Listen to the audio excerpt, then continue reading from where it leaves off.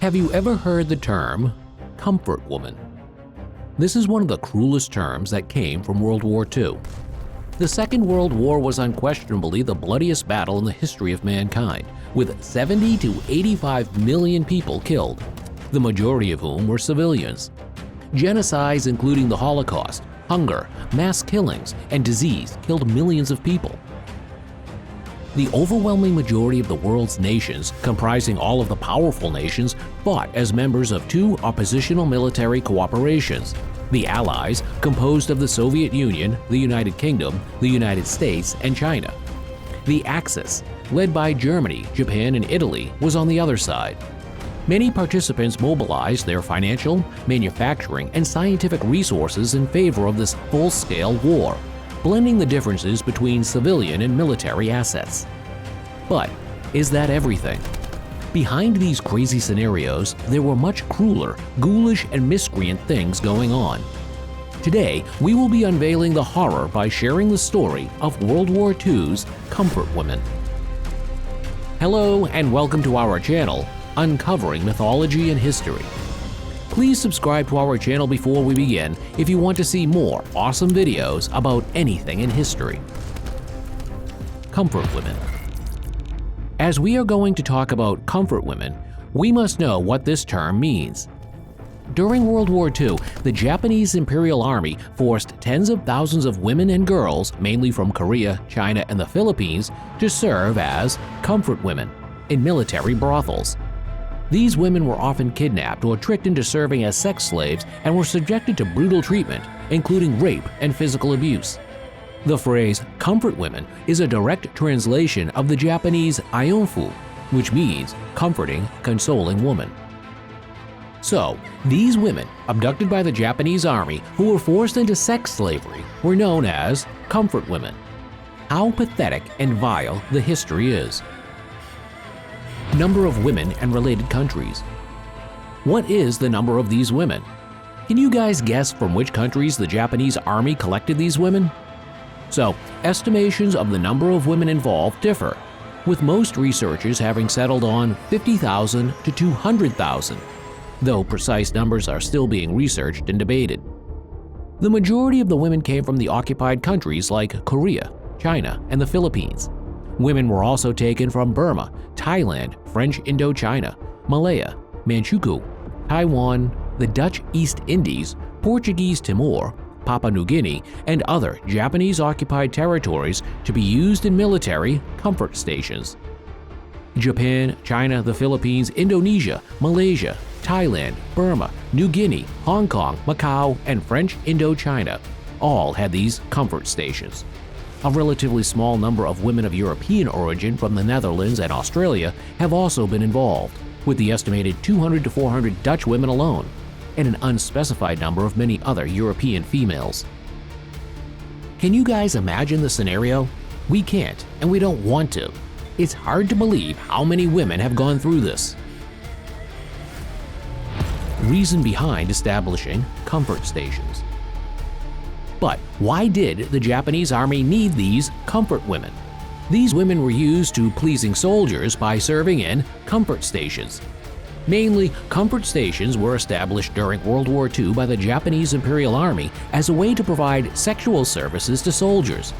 The reasoning behind this was to prevent the spread of sexually transmitted diseases among the troops and to provide a way for soldiers to relieve stress and tension.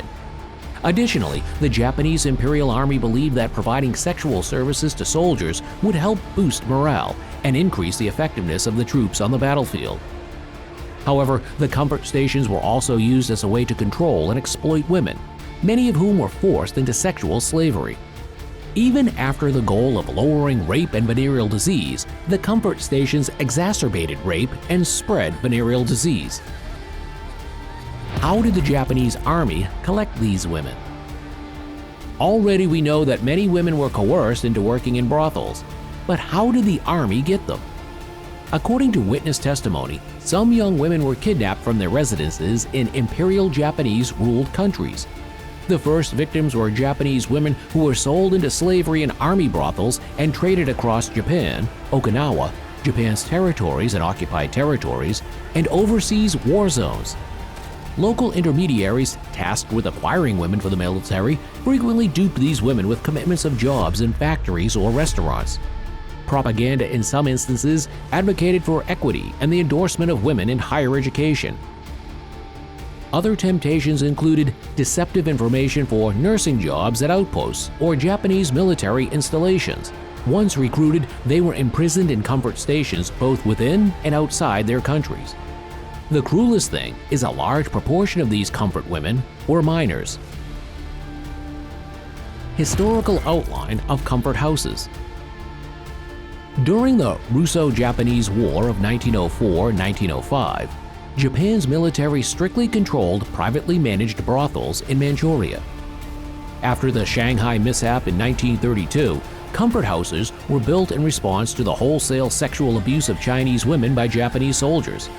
The chief of staff in Shanghai, Okamura Yasuji, commanded the building of comfort houses to help stop further rape. Following the rape cases of many Chinese women by Japanese troops during the Nanjing Massacre in 1937, Japanese forces implemented a general policy of establishing comfort stations throughout Japanese-occupied Chinese territory.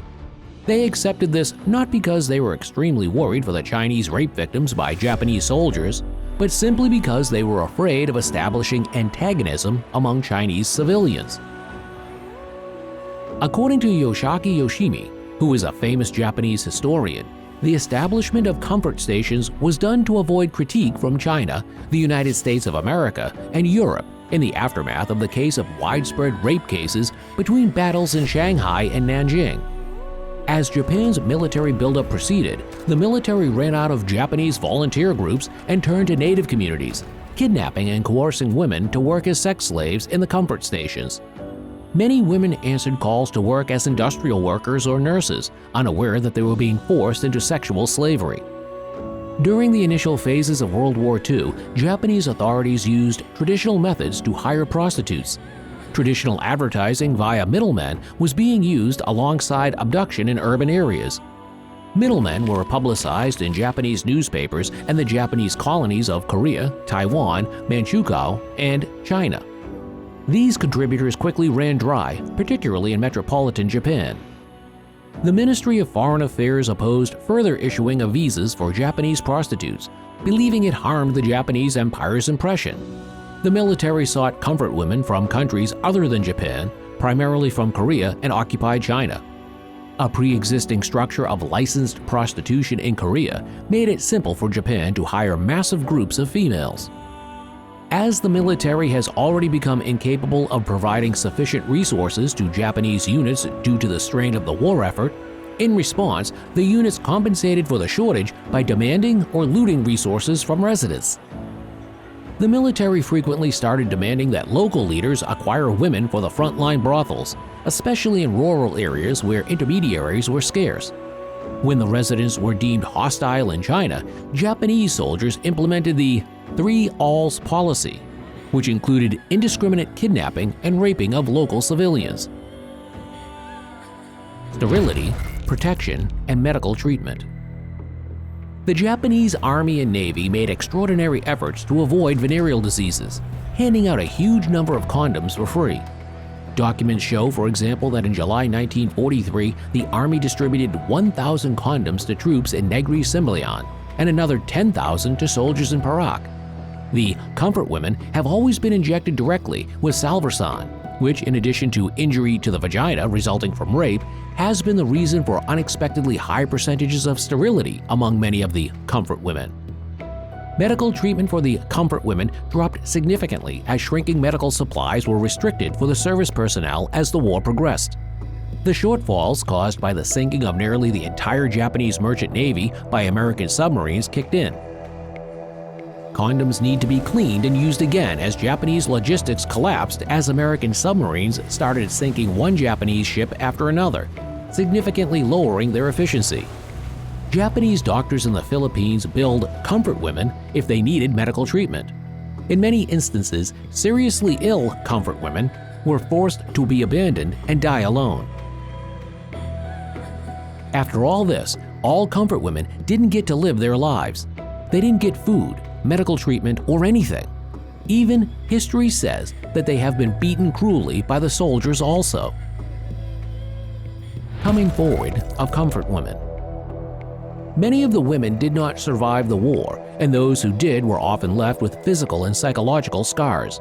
The issue of comfort women did not become widely known until the 1990s, when survivors began to speak out about their experiences. The Japanese government has been criticized for its handling of the issue, including for its reluctance to officially apologize and compensate the survivors. The issue remains a source of tension between Japan and the countries from which the women were taken. The story of the comfort women during World War II is a dark chapter in history that must not be forgotten. The systematic exploitation and abuse of tens of thousands of women from various countries serves as a reminder of the cruelty of war and the toll it takes on innocent victims. Although the surviving comfort women have spoken out and their stories have been documented, it is crucial that the international community continue to acknowledge the tragedy they endured and work to ensure that similar atrocities are never repeated. That concludes today's video, but we have many interesting videos for you.